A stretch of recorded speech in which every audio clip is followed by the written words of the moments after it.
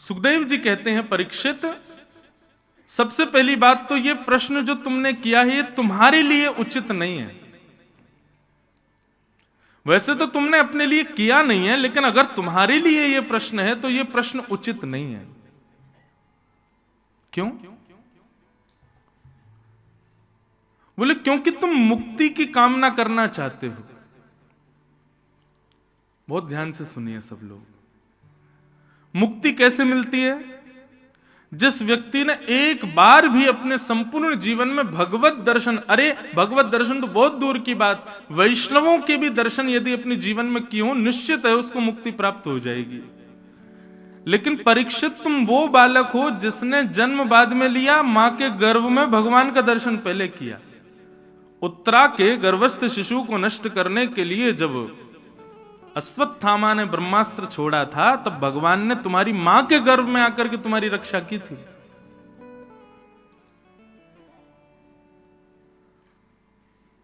ये कॉन्सेप्ट समझना इसलिए जरूरी है क्योंकि अधिकतर सब लोग यही चाहते हैं कि हमको मुक्ति मिले। मुक्ति की कामना कोई बुरी नहीं है, अच्छी है, परंतु मुक्ति से भी श्रेष्ठ कुछ है, वो समझिए। मुक्ति का मतलब क्या है? पुनरपि जननम पुनरपि मरणम पुनरपि जननी जठरे शयनम। ये बार बार मां के गर्भ में आना, कर्म बंधन में बंध करके, और फिर अपने जीवन को, पूरे जीवन को कर्म बंधन में बंध करके जीना। फिर पूर्व का कर्म तो है ही, अगले कर्म, इस जन्म के कर्म और मिक्स हो जाते हैं, फिर लीड चढ़ जाती है। जो लोग क्रिकेट देखते हो, टेस्ट मैच देखते हो, उनको पता होगा। अभी टेस्ट चल रहा है ना आजकल, इंडिया साउथ अफ्रीका का, और थोड़ा क्रिकेट से लगाव है इसलिए उस रूप में कहूं तो टेस्ट मैच में क्या होता है, जैसे एक टीम ने जितने रन बनाए, दूसरी टीम को उतने नहीं बनाने, उससे ज्यादा बनाओ ताकि दूसरी टीम को लीड चढ़े। तो हमारे साथ क्या होता है, हमारे पूर्व जन्म के कर्म तो हैं ही, उनको तो हम भोग ही रहे हैं, फिर इस जन्म में भी हमने जो जो किया वो और पिछले मिलकर के और विशाल पर्वत बन जाते हैं, फिर दोबारा उनको भोगने लग जाओ। और इसी चक्कर में फंस करके बार बार जन्म लेना पड़ता है।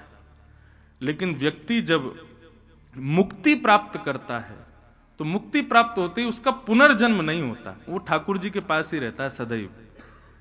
और फिर जब ठाकुर जी अवतार धारण करते हैं, राम बन के आए या कृष्ण बन के आए, तो जो लोग मुक्ति प्राप्त कर चुके हैं ठाकुर जी उन्हीं को ही पात्र बनाते हैं। भाई सुनो, तुम हमारी मां बन के चलना है, तुम हमारे पिता नंद बाबा तुम बन के आना, अच्छा तुमको ना बड़े हमसे दो दो हाथ खेलने की इच्छा, तुम कंस बन के आना।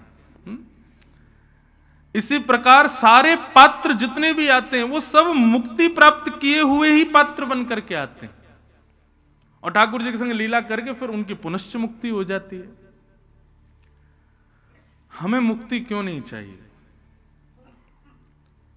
भगवान को विष देने आई पूतना, उसको भी मुक्ति मिली, और हमने भजन किया, हमको भी मुक्ति मिली। पूतना ने कोई परिश्रम नहीं किया, भगवान से विद्वेष करके वो मुक्ति प्राप्त करती है, और हम भजन करके मुक्ति प्राप्त करते हैं, और दोनों को पदवी क्या मिल रही है? मुक्ति की। मतलब मैंने इतनी कथाएं करी, इतना भजन किया, इतना राधारमण लाल, श्री वृंदावन बिहारी लाल, राधा वल्लभ लाल, सब जगह दर्शन किए, अपने गिरधर लाल जी की खूब सेवा करी, और इन सब के बदले मुझे मिला क्या? मुक्ति।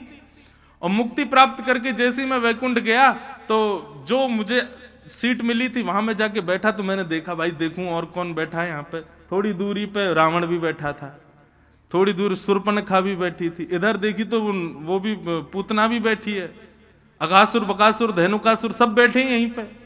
भैया ये राक्षस यहाँ कैसे आ गए? बोले क्योंकि भगवत विद्वेष के भले ही सही इन्होंने भगवान को याद किया, और भगवान के द्वारा मारे गए, इसलिए इनको भी मुक्ति मिली। मैंने कहा जे भले भैया, हमने इतनी मेहनत करी, गला फाड़ फाड़ के खूब संकीर्तन किया, हाथ घिस गए महाराज, सेवा कर करके, मंदिर परिक्रमा दर्शन आदि कर करके, संतों को प्रणाम कर करके कमर झुक गई, तब जाके मुक्ति मिली। और इन्होंने भगवान को गालियां दी, इनको मुक्ति मिल गई। इनमें और हम में कोई अंतर नहीं। ये है मुक्ति। मुक्ति सबको मिल जाएगी, जो भगवान से विद्वेष कर रहे हैं उनको भी मिल जाती है। बस अंते नारायण स्मृति, अंतिम समय में भगवत स्मरण हो गया तो मुक्ति निश्चित है। यह है मुक्ति। लेकिन परीक्षित, तुम मुक्ति मांग रहे हो। यदि तुम्हारी मुक्ति होनी ही होती तो तुमने भगवत दर्शन किया है अपने मां के गर्भ में। तुमको मुक्ति की पूछने की जरूरत नहीं है, तुमको मुक्ति मिल ही जाएगी, निश्चित है। ऑलरेडी तुम मुक्त हो चुके हो। लेकिन फिर भी सोचो, एक ब्राह्मण ने तुमको श्राप दिया तो ये नहीं कहा कि आज शाम को तक्षक सर्प डस दे। उसने 7 दिन की तुमको अवधि दी, 7 दिन को तुमको समय प्रदान किया। इससे क्या समझ में आता है? तुम मुक्ति कामना के लिए नहीं तुम्हारा जन्म हुआ है। भगवान ने तुम्हारे मां के गर्भ में तुमको इसलिए नहीं बचाया कि तुम मुक्ति प्राप्त करो, इसलिए बचाया कि तुम कुछ श्रेष्ठ करो। परीक्षित बोले, वो श्रेष्ठ कर्म क्या है भगवान? बोले, मुक्ति का मतलब है मृत्यु के बाद भगवान की प्राप्ति। पर 7 दिन तुम्हारे पास बचे हैं, इन 7 दिनों में तुम भक्ति मांगो। भक्ति का मतलब क्या है? बोले, जीते जी श्वास चल रही है और भगवान मिल जाएं, ये भक्ति है। मृत्यु के बाद भगवत दर्शन, उसको मुक्ति कहते हैं। और जीते जी ठाकुर जी मिल जाएं, इसको भक्ति कहते हैं। क्या चाहिए? मृत्यु के पश्चात भगवत दर्शन हो, ये कामना नहीं है हमारी। हमारी तो कामना है इसी जन्म में ही।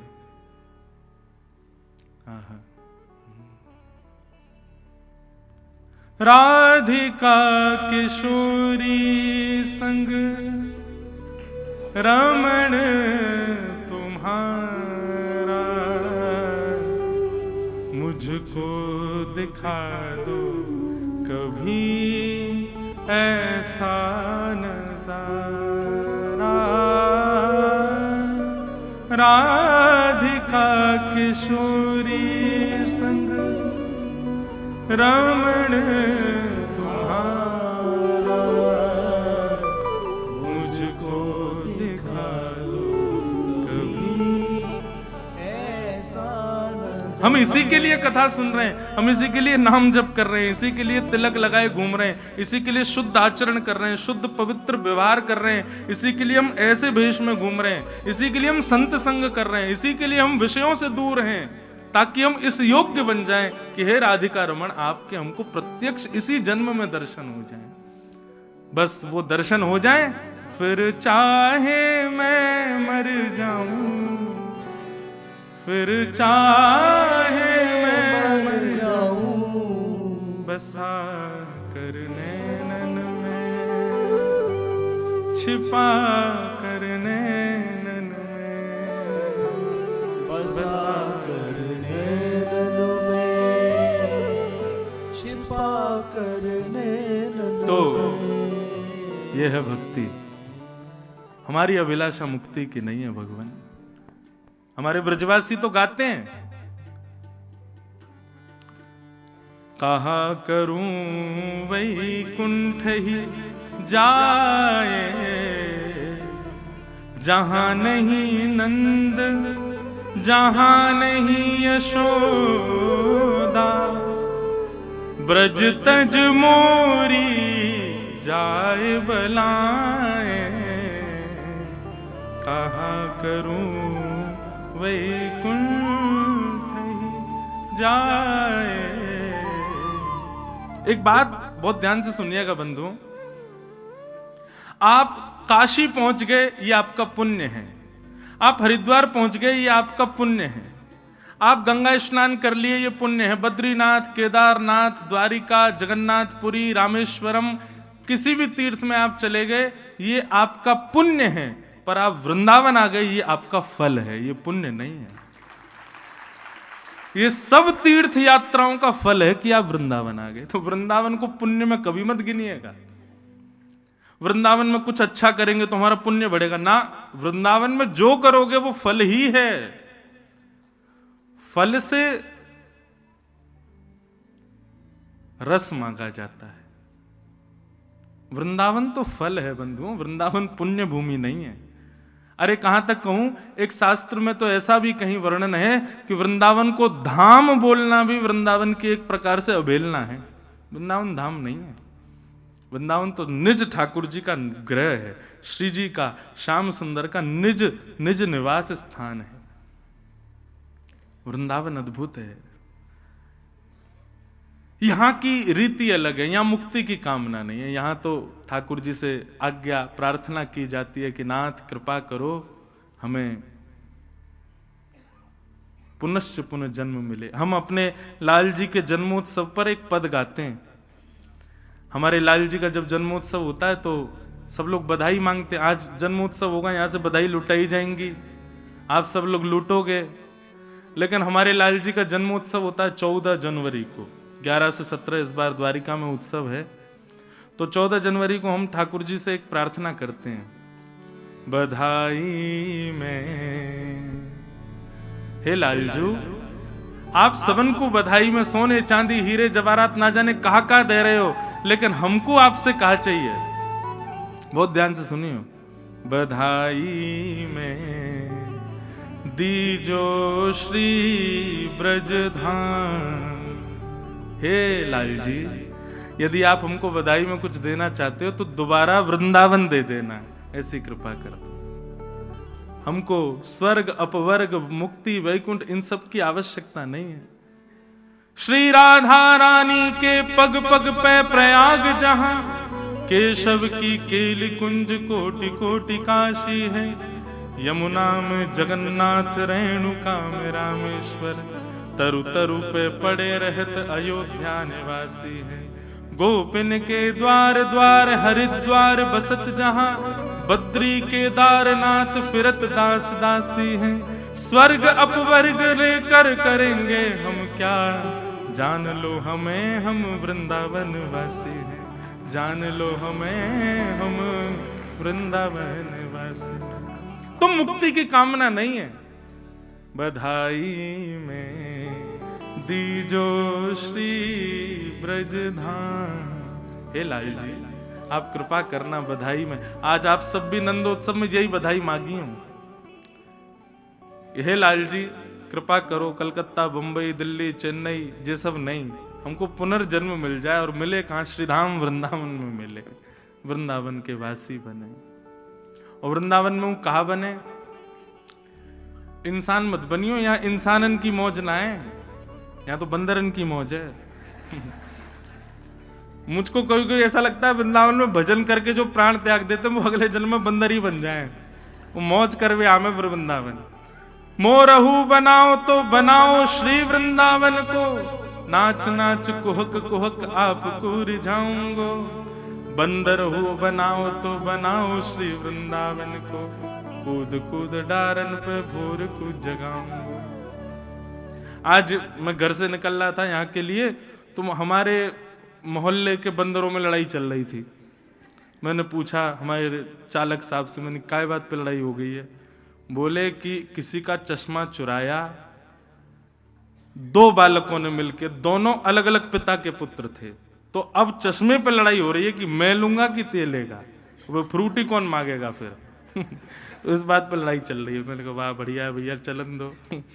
तो वृंदावन में मौज तो भैया सबन की है। इसलिए मुक्ति की कामना नहीं, हमें तो भक्ति चाहिए। हे नाथ आप कृपा करो, ये भक्ति सदा हमारी। भक्ति के मार्ग पर यदि चल रहे हो बंधुओं, तो निश्चित याद रखना कि आपको मुक्ति नहीं पुनश्च जन्म मिलेगा, और अगला जन्म जो होगा ना वो ठाकुर जी के और समीप प्राप्त होगा, और समीप मिलेगा। इसलिए भक्ति। परीक्षित तुम मुक्ति मत मांगो, भक्ति की याचना करो। बहुत विस्तार से बताया, यहां तो मुक्तियों के क्रम बताए, कौन कौन सी मुक्ति होती है, कैसे कैसे होती है, क्रम मुक्ति, सद्यो मुक्ति, उन सब मुक्तियों का वर्णन किया।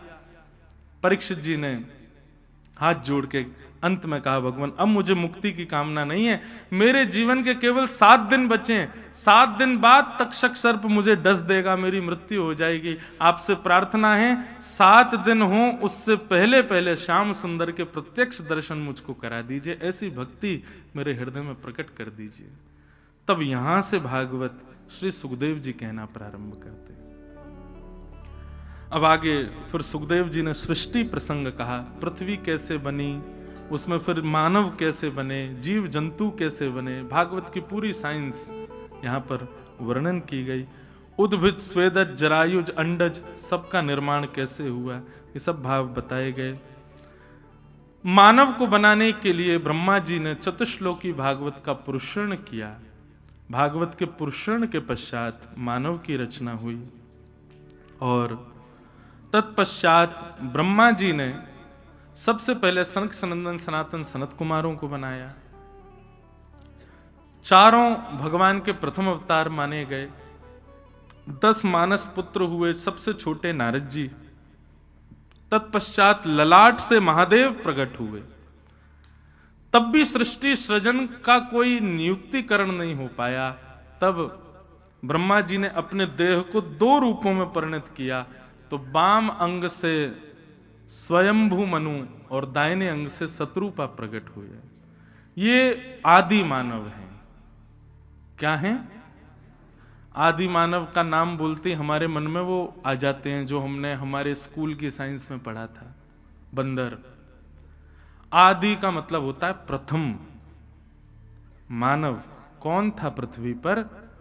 तो श्रीमद् भागवत और हमारे सनातन वैदिक धर्म के अनुसार स्वयंभू मनु ये प्रथम मानव थे। और ये कोई बंदर नहीं थे, ये हमारी तरह मानव थे। तो इसलिए श्रीमद् भागवत की जो विज्ञान है उसको ध्यान से, कभी मैंने बहुत बार विस्तार से कहा है ये प्रसंग। आदि मानव यानी कि प्रथम मानव के रूप में स्वयंभू मनु और शत्रुपा आए। आपकी 3 पुत्री और 2 पुत्र हुए।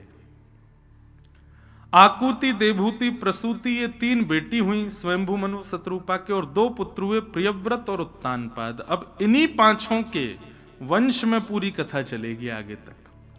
इन्हीं के ही वंश के चलते चलते चलते फिर हम लोगों तक आया है। अगर कोई व्यक्ति अपना गोत्र भूल जाए तो वो स्वयंभू मनु का नाम लेकर के संकल्प कर ले तो पूर्ण माना जाता है, क्योंकि हमारा प्रारंभ उन्हीं से ही है। स्वयंभू मनु ने एक ग्रंथ लिखा है, आप सब भी उसको पढ़ सकते हैं, कई जगह हिंदी अनुवाद में वो मिलता है। उसका नाम है मनुस्मृति। मनुस्मृति ग्रंथ में मानव को क्या करना चाहिए, कैसे जीना चाहिए, ये सब उसमें वर्णन किया है स्वयंभू मनु ने। तो स्वयंभू मनु शत्रुपा की 3 बेटी, और अब यहां कथा आती है उनकी एक पुत्री देवहूति की। बहुत ध्यान से सुनिएगा, बहुत अच्छा प्रसंग है। कपिल देवहूति संवाद। देवहूति उनकी कथा अब यहां पर प्रारंभ होती है। ब्रह्मा जी की छाया से एक पुत्र उत्पन्न हुए जिनका नाम था कर्दम ऋषि। कर्दम ऋषि ने भगवान की अनंत वर्षों तक तपस्या की। भगवान प्रसन्न हो गए। प्रसन्न होकर के कहने लगे, वरदान मांगो, क्या चाहिए? तो कर्दम ऋषि ने एक वरदान मांगा। यहां जितने भी वैष्णव अब विवाहित व्यक्ति बैठे हैं, बहुत ध्यान से सुनना इस प्रसंग को। जो वैष्णव हैं, ठाकुर जी की सेवा करते हैं और अभी अब विवाहित हैं, बहुत ध्यान से सुनो। कर्दम ऋषि ने भगवान से क्या मांगा? हजारों वर्ष तक तपस्या की, और तपस्या करने के बाद जब भगवान प्रसन्न हो गए, बोले मांगो वरम ब्रूयात, क्या चाहिए? तो कर्दम ऋषि ने हाथ जोड़ करके जो वरदान मांगा है, अद्भुत, कि तथा सचाहम परिवोडु काम समान शीलाम ग्रह मेध धेनु उपेवान मूलमशेष मूलम दुराशय काम द्रुदांगे पश्य। कर्दम ऋषि कहते हैं, भगवान मैं आपसे जितना प्रेम करता हूं ना, मुझसे ज्यादा आपसे प्रेम करने वाली एक कन्या से मेरा ब्याह हो जाए, ऐसी कृपा मुझ पर कर दो। मतलब मैं आपकी जितनी सेवा, जितना भजन, जितना आपसे स्नेह करता हूं नाथ, मुझे विवाह करना है, गृहस्थ आश्रम में जाना है, पर मैं चाहता हूं कि जो मेरी पत्नी हो वो मुझसे भी अधिक आपसे स्नेह करने वाली हो। ये 1000 वर्षों की तपस्या का केवल यही वरदान मुझे चाहिए। भगवान के नेत्रों में आंसू आ गए, श्रीमन नारायण के नेत्र सजल हो गए। कर्दम ऋषि को अपने हृदय से लगा लिया, बोले वाह कर्दम, ये क्या मांगा तुमने? ये 1000 वर्षों से एक पैर पर खड़े होकर तपस्या तुम इसके लिए कर रहे थे? बोले हाँ भगवान, मुझे एक योग्य भक्त पत्नी मिले, इस ऐसी कृपा मुझ पर करो। आजकल बंधुओं बड़ी विडंबना है, वैष्णव होना, ठाकुर जी का भक्त होना बड़ी चिंता का विषय बन गया है। कहां तो युवा भक्ति मार्ग में आएंगे नहीं, और आते हैं तो उनके माता पिता बड़े चिंतित हो जाते हैं, क्योंकि मैं जगह जगह जाता हूं, इतने सारे बालक सुनते हैं कथा, आते हैं मिलने, उनके माता पिता कहते महाराज जी इसको समझाओ, बहुत भक्ति करता है। मैंने कि तो इसमें दिक्कत वाली क्या बात? मैंने कि कोई माता पिता यूं कहे कि हमारा बेटा बहुत पीता है, बहुत खाता है, मैंने तो समझ आए, भक्ति करता है, इसमें समझाने की क्या बात है? नहीं महाराज जी, अब इसका विवाह होगा, अब कहीं इसका पति या इसकी पत्नी वैसी नहीं मिली तो? अरे खाने पीने वाला होता, खाने पीने वाली मिल जाए तो चलेगा, उसके अकॉर्डिंग तुम खाने पीने वाले बन जाओ, लेकिन हम वैष्णव हैं, हमको वैष्णव पति नहीं मिलेगा इसलिए हम वैष्णवता छोड़ दें, ऐसा तो नहीं। इसलिए हमने अपने गुरुदेव से भी आज्ञा ली और एक संत से भी हमने पूछा, मैंने कि भैया कई लोग ऐसा भाव रखते हैं कि गृहस्थ आश्रम में तो जाना है, हम वैष्णव हैं, कंठी माला पहनते हैं, तिलक लगाते हैं, ठाकुर जी की सेवा करते हैं, अब हमको वैष्णव परिवार मिलेगा कि नहीं, क्या करें?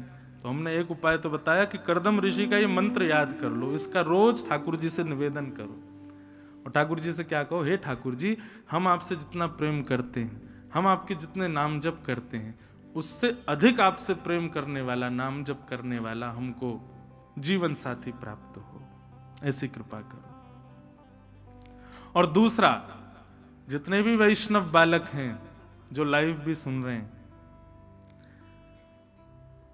अपने बायोडाटा में ये भी मेंशन करो कि हम तिलक लगाते हैं, हम कंठी माला पहनते हैं, हम 108 नाम जप रोज करते हैं, हम ठाकुर जी की नित्य सेवा करते हैं, वृंदावन जाना हमारी हॉबी है, इनकी कथा सुनते हैं, ये सारी चीजें मेंशन करके चलो।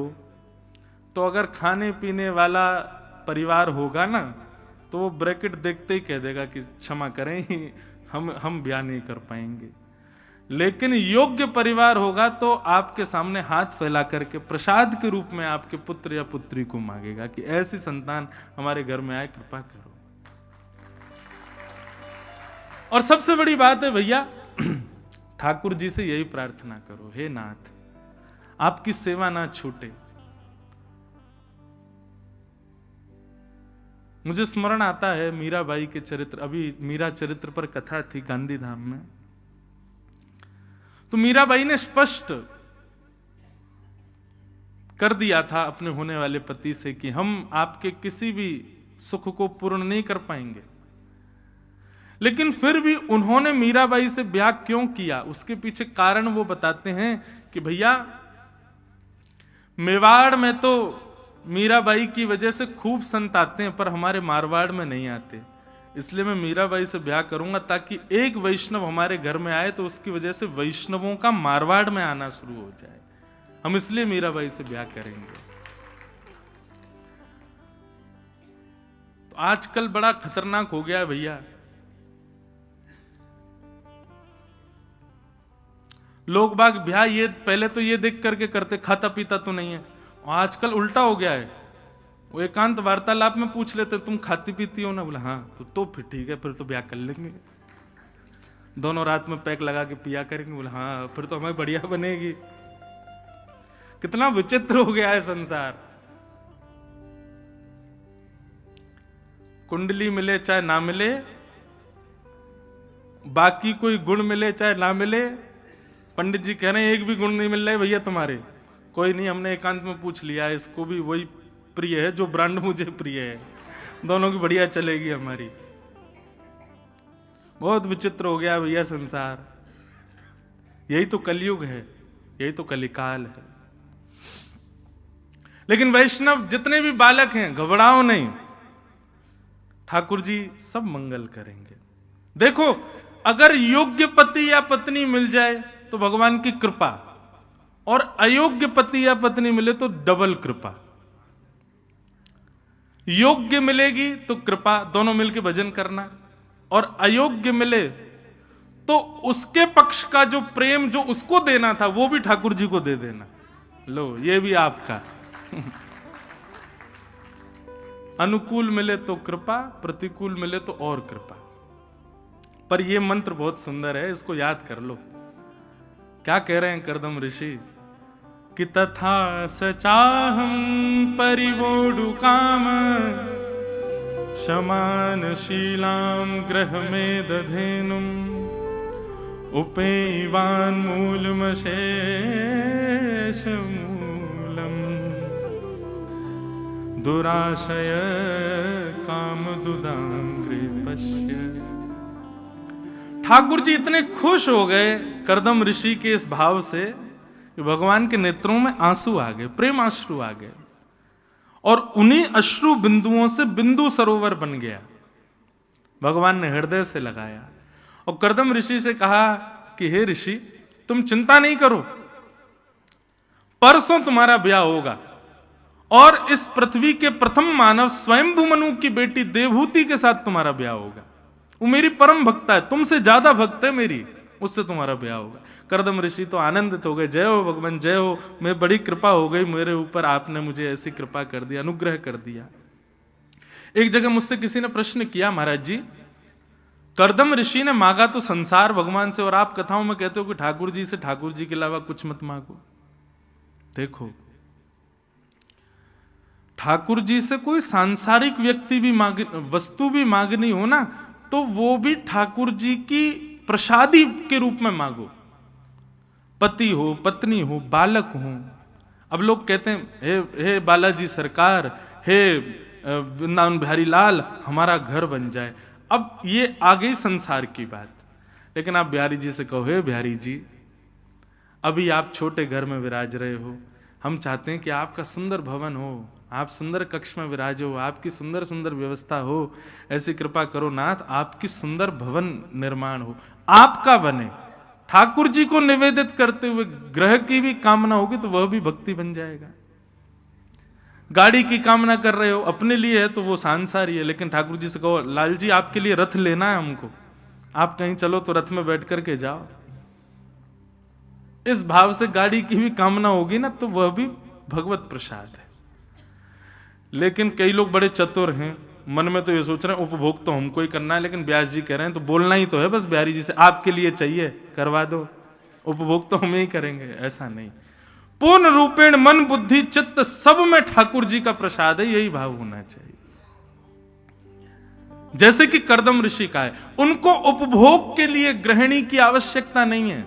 ठाकुर जी आपकी भक्ति में कर पाऊं, आपकी भक्ति और श्रेष्ठता से मेरे गृह में हो, इसके लिए मुझे एक श्रेष्ठ भक्त पत्नी प्रदान करो। भगवान ने कह दिया कर्दम ऋषि की पुत्री स्वयंभू मनु की पुत्री देवहूति के साथ आपका ब्याह होगा। ये तो आपने वरदान मांगा था, हमने आपको दे दिया, पर आपके वरदान, आपके तपस्या से हम इतने प्रसन्न हैं, एक वरदान हम और देना चाहते हैं। कर्दम ऋषि बोले क्या? बोले आपको हमारी भक्त पत्नी प्राप्त होगी, और दूसरा वरदान हम अपनी तरफ से दे रहे हैं कि आपके घर संतान बन के मैं ही आऊंगा, आपके घर संतान के रूप में मेरा आगमन होगा।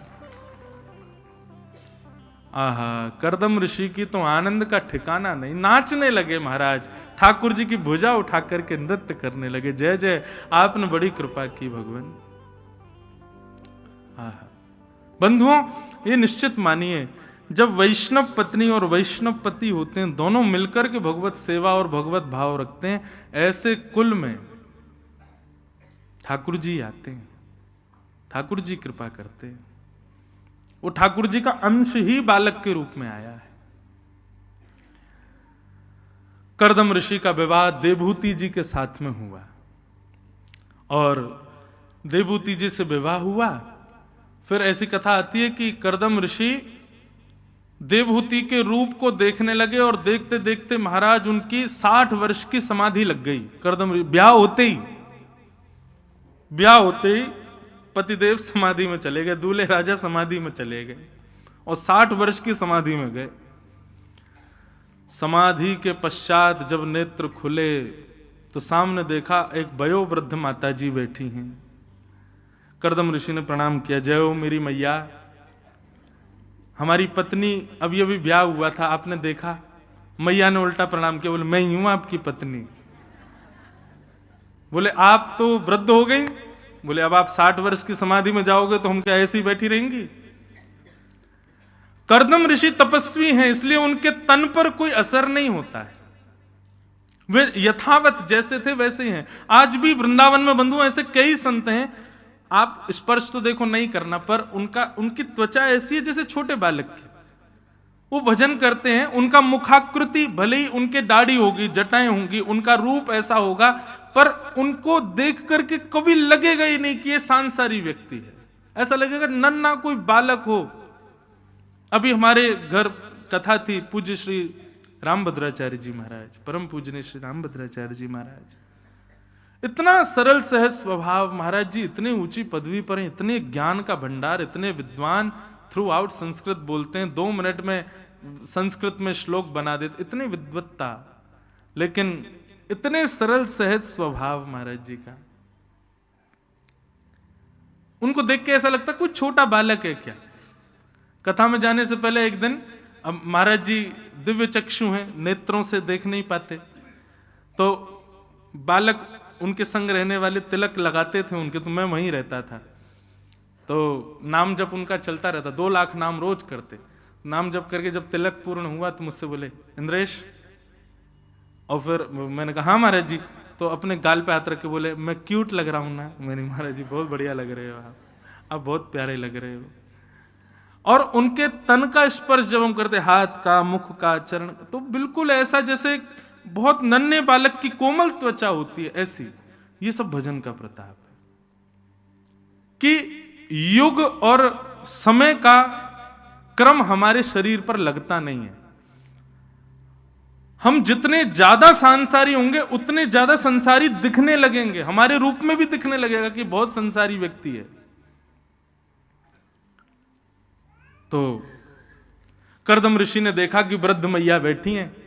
कर्दम ऋषि ने कहा, देवी आपने अपना संपूर्ण युवावस्था हमारी सेवा में निकाल दी, हम 60 वर्ष तक समाधि में रहे, आपने हमारी इतनी सेवा की। अरे आप चाहती तो अपने पिता के पास चली जाती, कहीं और ब्याह कर लेती, लेकिन आपने हमारा त्याग नहीं किया, हम बड़े प्रसन्न हैं, बताओ हम आपको क्या दें। देवूती माता बोली, अब वृद्धावस्था में क्या देंगे आप। तब कर्दम ऋषि ने एक विमान बनाया जिसका नाम कामग विमान, और बिंदु सरोवर में स्नान कराते ही देवूती माता पुनश्च युवा हो गईं और उनके साथ कामग विमान में अनंत वर्षों तक भ्रमण किया। भ्रमण के पश्चात जब आए तो 9 पुत्रियों ने जन्म लिया। इन्हीं को ही नवदा भक्ति कहते हैं। श्रवणम कीर्तनम विष्णु स्मरणम पाद सेवनम अर्चनम वंदनम दास्यम सख्य आत्मनिवेदनम। ये 9 भक्ति, सब लोग इधर देखो, ध्यान से सुनो। अच्छा, इनके नाम 9 भक्ति, कर्दम ऋषि की 9 भक्ति हुई ऐसा नहीं है, पर इनको नवदा भक्ति इसलिए कहा गया क्योंकि पहले ये 9 पुत्री हुई, उसके बाद 10वीं संतान के रूप में भगवान पधारे। इसलिए वैष्णव जन कहते हैं कि जब तक 9 भक्ति जीवन में नहीं आएंगी तब तक ठाकुर जी नहीं आएंगे। पहले नवदा भक्ति का आना बहुत जरूरी है। मैंने एक दिन कथा में कहा था कि मैं नवदा भक्ति पर कुछ प्रकाश डालूंगा। मैं सप्ताह पूरी नवदा भक्ति पर 2-3 बार कर चुका हूं, पर अब विस्तार से तो बहुत जल्दी नहीं बोल पाऊंगा, लेकिन थोड़ा थोड़ा कहें। सबसे पहले श्रवणम, ठाकुर जी की कथा में रुचि बनाना बहुत आवश्यक है। माफ कीजिएगा, आप सेवा खूब करते हो, आप श्रृंगार खूब करते हो, आप नाम जप खूब करते हो, लेकिन कथा में आते ही आपको सुस्ती आ रही है, कथा में आते ही आपको बेचैनी हो रही है, मन मचल रहा है, तो अभी भक्ति पुष्ट नहीं है। नींव ही हिल रही है तो बिल्डिंग कैसे टिकेगी पूरी। भक्ति की नींव है श्रवण भक्ति। कथा श्रवण करो, श्रवण में पहले रुचि बढ़ाओ। और आपके चाहने से रुचि नहीं बढ़ेगी, ये भी मैं कह दूं। आप सोचो कि मैं पानी पी पी करके, चाय पी पी करके और इलायची खा खा करके खुद को जगाता रहूं, बगल वाले से बोल दो नोचते रहना मुझे, मेरी आंख खुलती रहे, इनसे काम नहीं चलेगा। मुझे तो सब दिखता है ना, और ये तो इतना बढ़िया पंडाल है महाराज, श्रोता ऊपर बैठे, व्यास जी नीचे बैठे, अद्भुत है ये। तो यहां तो मुझे और स्पष्ट दिख जाते हैं लोग बाग। लेकिन इससे काम नहीं चलेगा, ऐसे नहीं उठना है, ऐसे मन नहीं लगाना है कथा में। कथा में मन लगने का मतलब है कि बिना अनायास ही आपका मन लग जाए, और ये निश्चित है आपके चाहने से नहीं होगा, ये भी श्री जी की कृपा होगी तो ही हो पाएगा। श्री जी का मन होगा कि हां ये हमारी भक्ति में आए, तो वही कथा में आपकी रुचि बढ़ेगी, नहीं तो नहीं बढ़ पाएगी। आपकी सेवा में बढ़ जाएगी, श्रृंगार में बढ़ जाएगी, भोग में बढ़ जाएगी, नाम जप में बढ़ जाएगी, पर कथा में, और वह भी जो सेवा में रुचि बन रही है ना आपकी, उसमें भी त्रुटियां बनेंगी अगर कथा में रुचि नहीं है तो। इसलिए सबसे पहली भक्ति श्रवण भक्ति, श्रवण में मन लगे। अब आप कहेंगे महाराज जी तो फिर श्री जी को कैसे रिझाएं कि हमारा मन, उसके लिए बिना महत पाद रजोभिषेकम, संत जनों को जितना हो सके दंडवत प्रणाम करो, दूर से ही करो, उन्हीं को वंदन करो, उनकी कृपा से ही। गोस्वामी तुलसीदास जी कहते हैं, श्री गुरु चरण सरोज रज निज मन मुकुर सुधार, वर्णौ रघुवर विमल यश जोदायक फल चार। गोस्वामी जी कह रहे हैं मैं राघव जी का यश लिख पा रहा हूं, इसमें किसकी कृपा है? बोले श्री गुरु चरण सरोज रज, गुरुजनों के चरण रज का यह प्रभाव है। तो श्रवण में रुचि चाहिए तो संतों को प्रणाम करो, वैष्णवों को प्रणाम करो। तो श्रवणम। दूसरी भक्ति कीर्तनम, ठाकुर जी का मधुर कीर्तन करो। कीर्तन का मतलब क्या है? जहां गाते गाते गाते आप तन की स्थिति से ऊपर उठ जाओ।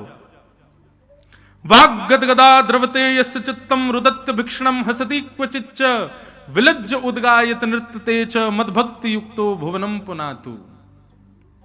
कहते हैं कीर्तन कैसे होना चाहिए? बोले वाणी गदगद हो जाए, गाते गाते गाते कंठ भर जाए। वाग गदगदा द्रवते यस्य चित्तम, हृदय द्रवित हो जाए। रुदत्य भिक्षणम, नेत्रों से अनायास अश्रु गिरने लग जाएं। हसती क्वचिच्च, नेत्रों में आंसू लेकिन मुख पर प्रसन्नता दिख रही हो। और विलज्ज उद्गायत नृत्यते च, लज्जा रहित होकर के भुजा उठा करके बस नाचने लगे। मद भक्ति युक्तो भुवनम पुनातु, ठाकुर जी कहते हैं वो मेरा भक्त है, वो मेरा वैष्णव है, उसके चरण छू लिए ना तो आपके सारे पाप नष्ट हो जाएंगे। ऐसी स्थिति में जो पहुंच जाए वो कीर्तन है। तो पहली भक्ति श्रवण, दूसरी कीर्तन। अब देखो एक बात कहें, संसार के लोगों की दृष्टि में ये जो स्थिति मैंने अभी बताई, ऐसी स्थिति में कोई होगा तो उसको हम पागल कहेंगे, कहेंगे कि नहीं? पागल है भैया जी तो। लेकिन ठाकुर जी कह रहे हैं मद भक्ति युक्तो, वो मेरी भक्ति से युक्त है। श्रवणम कीर्तनम विष्णु, और फिर तीसरा आता है स्मरणम। नेत्र बंद करके ठाकुर जी का स्मरण करो। एक प्रैक्टिकल कीजिएगा बंधुओं, बिहारी जी के दर्शन करो और दर्शन करके तुरंत मंदिर से बाहर आओ, और बाहर आके कोई जगह मिल जाए, वैसे अब तो जगह मिलेगी नहीं, इतनी भीड़ है, अपने होटल ही आ जाओ। होटल पर आकर के तुरंत कमरा बंद करके और बैठ जाओ एकांत में। अब चिंतन करो बिहारी जी का, हमने क्या देखा मंदिर में, कैसा रूप था, कैसे गुण थे, कैसे वस्त्र थे, कैसी पोशाक थी, कैसा सब कुछ, और स्वयं को एक सहचरी मान करके ठाकुर जी के समीप ले जाओ, खूब निहारो। पहले तो आप कर ही नहीं पाओगे, क्यों? ठाकुर जी दिखेंगे ही नहीं, कुछ और ही दिखेगा। लेकिन श्रवण भक्ति अगर श्रेष्ठ होगी, कीर्तन भक्ति श्रेष्ठ होगी, तो स्मरण भक्ति अपने आप पुष्ट हो जाएगी। ये क्लासेस हैं, फर्स्ट पास आउट करोगे तो सेकंड में पहुंचोगे, सेकंड पास आउट होगा तब थर्ड में पहुंचोगे। तो श्रवणम कीर्तनम विष्णु, स्मरणम, और फिर चौथा आता है पाद सेवनम, ठाकुर जी की सेवा। अभी क्या हो गया है, लोगों ने ये तीन भक्ति के सोपान तो चढ़े नहीं, सीधे पांचवी पे, चौथे पे आ गए, पाद सेवनम, ठाकुर जी की सेवा।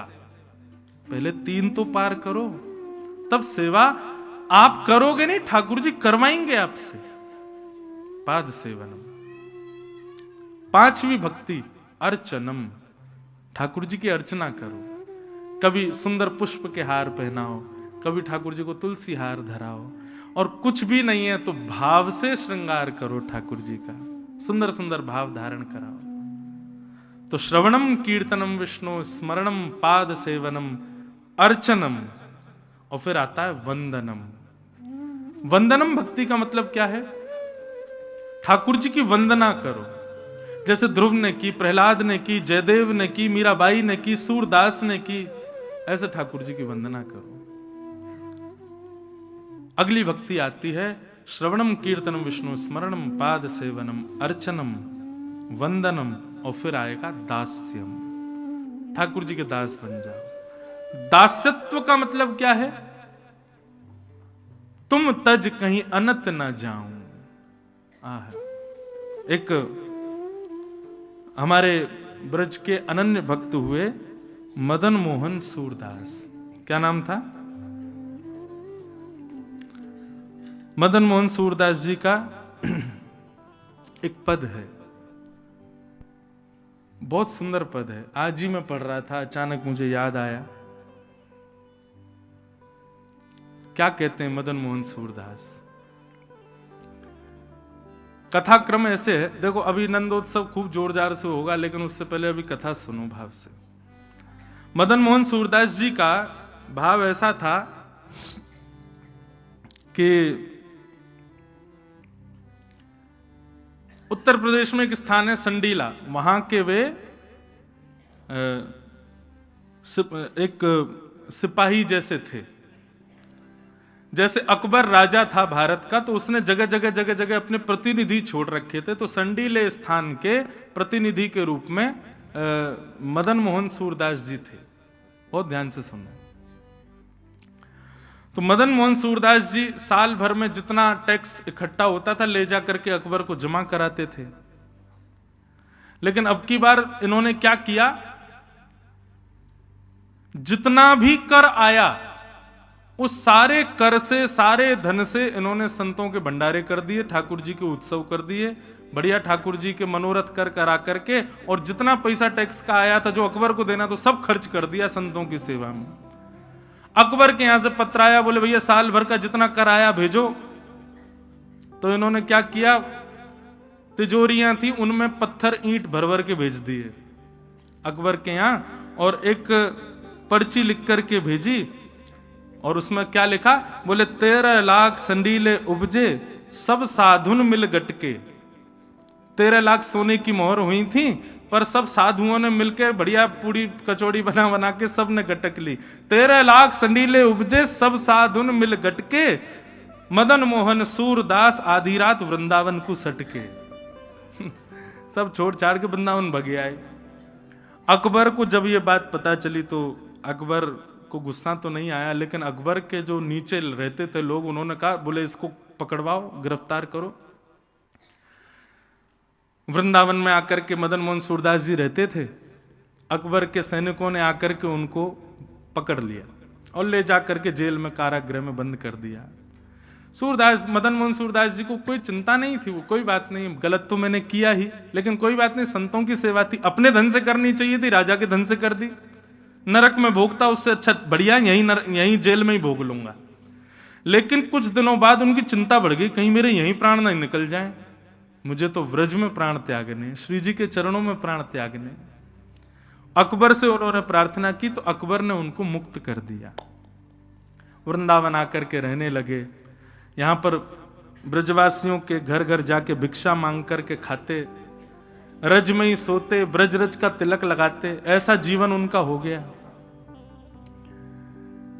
एक दिन ठाकुर जी प्रकट हो गए मदन मोहन सूरदास जी के सामने, और ठाकुर जी जैसे ही प्रकट हुए चरणों में गिर गए, बोले जय हो भगवान, आपके दर्शन हो गए प्रत्यक्ष।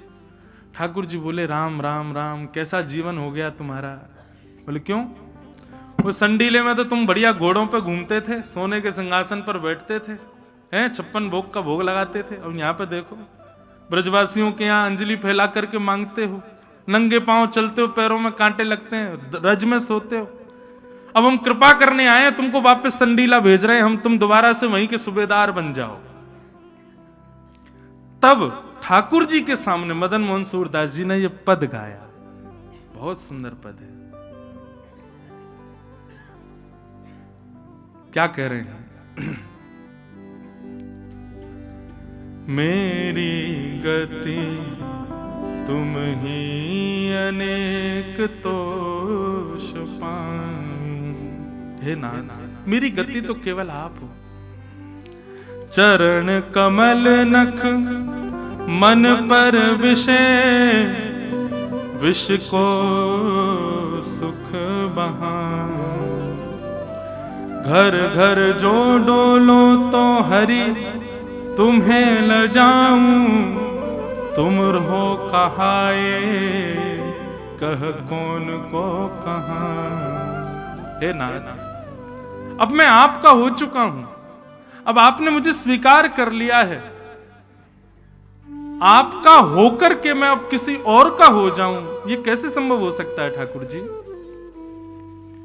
मैं ब्रजरज को मैंने माथे से लगा लिया, यहाँ के ब्रजवासियों की मधुकरी मैंने पाली, एक बार आपकी तरफ मुख कर लिया, अब दोबारा पीछे मुड़ करके मैं नहीं देख सकता। नाथ, मुझ पर कृपा करो, ऐसा अनुग्रह करो, मुझे वापस संडीले मत भेजो। शीश तुम्हें नाय कहां कौन को नवाऊं। अब आपको मैंने सर झुका लिया, अब ये सर मेरा किसी और के सामने नहीं झुकेगा। नाथ, तुम रो कहाए अब कौन को कहाऊं। आपका जब मैं हो गया तो फिर किसी और का कैसे हो सकता हूं ठाकुर जी। आहा, हाथी ते उतार कहां गदहा चढ़ी जाऊं। बोले ठाकुर जी, पहले तो मैं गधों पे घूमता था संडीले में जब था, पर अब वृंदावन आकर के ये ब्रजरज तिलक लगा रहा हूं, हाथ में माला लिए घूम रहा हूं, युगल नाम मंत्र का उपासना कर रहा हूं, ब्रजवासियों के घर की मधुकरी पा रहा हूं। इसका मतलब अब मैं हाथी पे चढ़ गया हूं। हाथी पे चढ़ने के बाद भला कोई गधे पे जाता है दोबारा? बंधुओं, जिन्होंने भी नाम जब प्रारंभ कर दिया है, जिन्होंने भी तिलक लगाना प्रारंभ कर दिया है, जिन्होंने भी श्री जी की उपासना प्रारंभ कर दी, जिनका मन वृंदावन की ओर मुड़ चुका है, निश्चित ही वो गधे से उतर के अब हाथी पे बैठ गए, वो हाथी की सवारी कर रहे हैं। बस इतना ध्यान रखना, ये हाथी की सवारी बनी रहे, दोबारा गधे पे ना जाना पड़े। एक बार हाथी पे बैठ गए तो फिर गधे की सवारी करता है कोई? है? एक बार हवाई जहाज में चला गया, फिर क्या ट्रेन से जाएगा? हवाई जहाज से ही जाएगा सब जगह। तो भैया, ये एक प्रकार से हमारा प्रमोशन है कि अब हम तिलक लगाने लगे, अब हम वैष्णव हो गए, कंठी माला पहनते हैं, ठाकुर जी की उपासना करते हैं। अब ये प्रमोशन से दोबारा हमारा नीचे की तरफ पतन नहीं होना चाहिए। हे ठाकुर जी, ऐसी कृपा करो। सूरदास मदन मोहन जन्म जन्म गाऊं, संतन की पनही को रक्षक कहाऊं। बोले पहले तो मैं अकबर के तिजोरी की रक्षा करता था नाथ, पर आपके जो गुणगान गाते हैं उन संतों की पादुकाओं का अब मैं रक्षक बनूं, ऐसी कृपा मुझ पर कर दो। आपको छोड़ के अब मैं कहीं नहीं जा सकता। यह भक्ति की पराकाष्ठा। तो इसे कहते हैं दास्य भाव। श्रवणम कीर्तनम विष्णु स्मरणम पाद सेवनम अर्चनम वंदनम दास्यम, और फिर आता है सख्य। सोचो, 1 2 3 4 5 6 7 भक्ति के सोपान जब चढ़ेंगे तब सख्य भक्ति आती है। लेकिन भले आदमी 2-4 बार वृंदावन आए नहीं कि महाराज ठाकुर जी को अपना मित्र कहने लग जाते हैं, अपने सखा कहने लग जाते हैं। ठाकुर जी हमारा यार है, ठाकुर जी तो हमारा सखा है, अरे ये तो मेरा मित्र है। अरे आप बोल रहे हो, ये आपकी ठीक है योग्यता होगी, पर सख्य भाव तब मानो जब ठाकुर जी कहें कि हाँ ये मेरो सखा है, ये मेरो सखा है। सख्य भक्ति के लिए पहले 7 सोपान चढ़ने पड़ेंगे आपको। श्रवणम कीर्तनम विष्णु स्मरणम पाद सेवनम अर्चनम वंदनम दास्यम, फिर आएगा सख्य।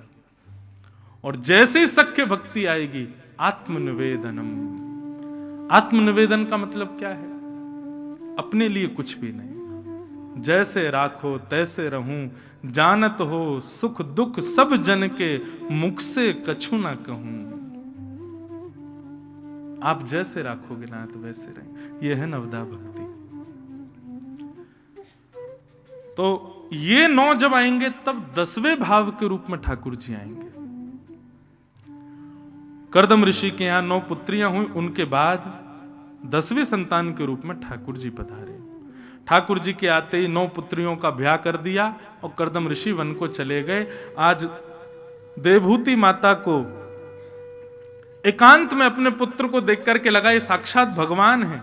जानती तो थी कि भगवान आए हैं, क्यों ना मैं अपनी मन की विडंबनाएं इनसे पूछ लूं। और यही कपिल देवभूति संवाद है। देवभूति माता ने कपिल भगवान से कुछ प्रश्न किए हैं।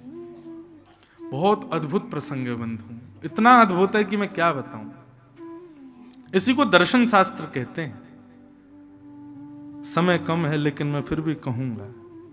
देवभूति माता कहती हैं, हे नाथ, मेरे जीवन के कुछ प्रश्न हैं, उनका उत्तर दीजिए। भगवान बोले, कहो।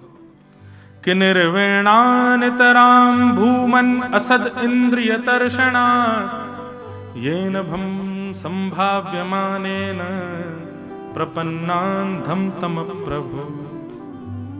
देवभूति माता कहती हैं, भगवान बहुत ध्यान से सुनिएगा, हमारे शरीर में 10 इंद्रियां हैं और इन 10 इंद्रियों की इच्छा पूरी करते करते करते पूरा जीवन निकल गया हमारा। बचपन से अभी तक हम इनकी इच्छा ही पूरी करते आ रहे हैं। जीभ को जो चाहिए खिलाते हैं, नेत्रों को जो चाहिए दिखाते हैं, कानों को जो चाहिए सुनाते हैं, हाथों को जो चाहिए पकड़वाते हैं, पैरों को जहां जाना है वहां ले जाते हैं। हम इंद्रियों की इच्छा पूर्ति में ही पूरा जीवन निकाल देते हैं। ठाकुर जी, ठौर कब मिलेगी, ऐसा कब होगा कि हमारी इंद्रियां कोई इच्छा ही ना रखे।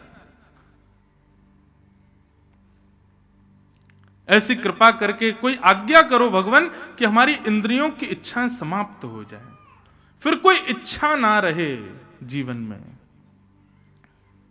ऐसा होता है कि नहीं? आपने जीव को एक रसगुल्ला खिला दिया तो क्या जीव तृप्त हो जाएगी? नहीं, उसको 2 दिन बाद फिर चाहिए। भोगाना भुक्ता वयमेव भुक्ता, तपो न तप्ता वयमेव तप्ता, कालो न याता वयमेव याता, तृष्णा न जीर्णा वयमेव जीर्णा। हम इच्छाएं पूरी करते रहते हैं परंतु हमारी इच्छा पूरी नहीं होती कभी भी। और इसी इच्छा पूर्ति के लिए हम लोग कभी कभी पाप भी कर देते हैं। जो लोग मांसाहार करते हैं, क्यों करते हैं? केवल और केवल जीव के स्वाद के लिए। और कुछ मिलता है उससे? कुछ भी नहीं। और वो जीव का स्वाद भी कितनी देर का होता है? 6 मिनट का। 6 मिनट बाद भोजन से स्वाद आना बंद हो जाता है, कम हो जाता है। 6 मिनट के स्वाद के लिए एक जानवर को मार देता है इंसान। कितनी ज्यादा आसक्ति हमारी इंद्रियों के प्रति हमारी है। ठाकुर जी, ये कैसे समाप्त होगी? ऐसा कुछ बताओ कि हमारी कोई इच्छा ही ना रह जाए। तब भगवान उत्तर देते हैं, बोले मैया ये सब क्यों होता है? बोले योग आध्यात्मिक पुंसाम मतो निश्रेयसाय में, अत्यंतो परतीर्यत्र दुःखस्य च सुखस्य च। ठाकुर जी कहते हैं आध्यात्मिक योग की कमी की वजह से ऐसा होता है। सब लोग इधर देखो इधर देखो, कहीं और मत देखो। आने जाने वाले लोगों को आने जाने दो, आप अपना समय व्यर्थ मत करो। एक एक क्षण बहुत बहुमूल्य, आपका भी और मेरा भी। इसलिए बहुत ध्यान से सुनो। हमारा मन कर गया ना तो मैं अभी आधे घंटे में कृष्ण जन्म कर दूंगा। हनुमान जी बनने में देरी नहीं लगेगी मुझे, लेकिन मन हो रहा है कि कुछ करें विस्तार से, तो हमको कहने दो। और एक बात कहें, हमारे नाना जी एक बात कहते थे, बोले लाला जितनी भीड़ बैठी है जे कथा सुन रहे हैं ऐसो कभी मत सोचियो।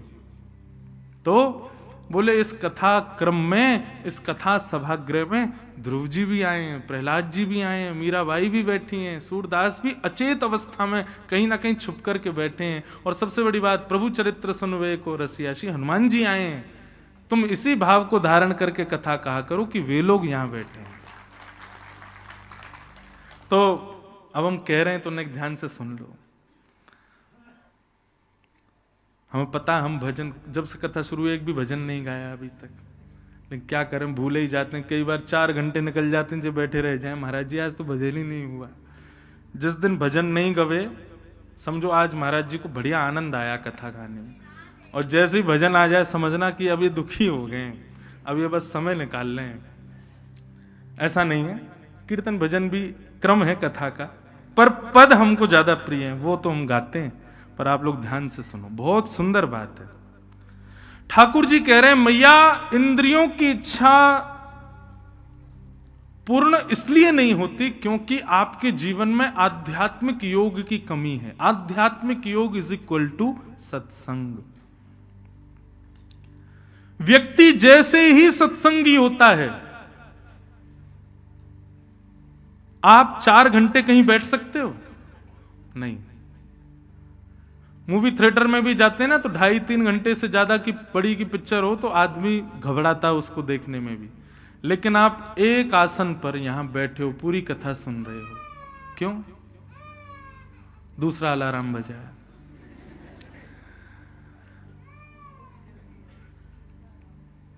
क्या बता रहा था मैं? हाँ, तो ज्यादा लंबी पिक्चर भी हो वहां भी आप नहीं बैठ पाओगे, लेकिन आप यहां इतने समय तक क्यों बैठ रहे हो? पिक्चर भी देखते हो, उसमें बीच में पानी चलते रहते हैं, पॉपकॉर्न खाते रहते हो, कुछ भी खाते पीते रहोगे, लेकिन यहां देखो आप बिल्कुल 3 बजे से बिना कुछ आहार ग्रहण किए 1 तक होकर के सब ऐसे ही बैठे हो, क्यों? सत्संग प्रारंभ होते ही हमारी इंद्रियां शांत होने लग जाती हैं, इंद्रियों की इच्छाएं धीरे धीरे कम होने लग जाती हैं, और जैसे जैसे सत्संग को आप जीवन में उतारने लग जाओगे तैसे तैसे इंद्रियां जो हैं वो अपने आप वशीकृत होने लग जाएंगी, अपने आप उनकी जो इच्छाएं हैं वो समाप्त होने लगेंगी। मैया बंधन का कारण इंद्रियां नहीं है, बंधन का कारण मन है। हमारी जीव नहीं कहती मुझे ये खिलाओ ये खिलाओ ये खिलाओ, मन आज्ञा करता है कि ये खिलाओ, और उस मन को एकाग्र करने, मन को वशीकृत करने के लिए मैया आध्यात्मिक योग का होना बहुत जरूरी है। मैया ने प्रश्न किया आध्यात्मिक योग जीवन में प्रारंभ कैसे होगा? तब भगवान यहां बहुत अच्छी युक्ति बताते हैं। ठाकुर जी कहते हैं संग जब सुधरेगा तभी आध्यात्मिक योग आएगा। अगर आपका संग दूषित है, आप कितना भी प्रयास कर लो, आपकी इंद्रियां कभी समाप्त नहीं हो सकती, उनकी इच्छाएं। इसलिए हमारे सूरदास जी कहते हैं तजोरे मन हरि विमुखन को संग, तजोरे मन हरि विमुखन को संग, तजोरे मन हरि विमुखन को संग, तजोरे मन हरि विमुखन को संग। कैसे का? जाके संग कुमति उपजत है, जाके संग कुमति उपजत है, जाके संग कुमति उपजत है, जाके संग कुमति उपजत है, पड़त भजन में भंग हो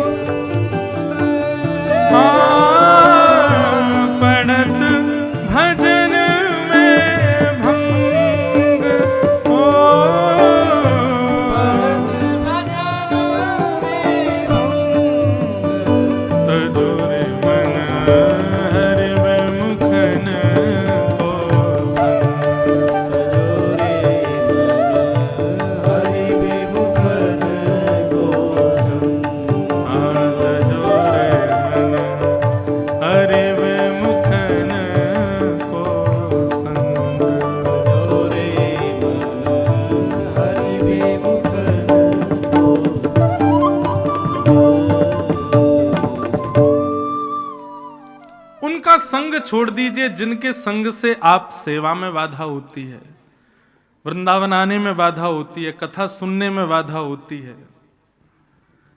वैष्णव सेवा में जिसके संग से बाधा हो रही है उसका संग त्याग दो।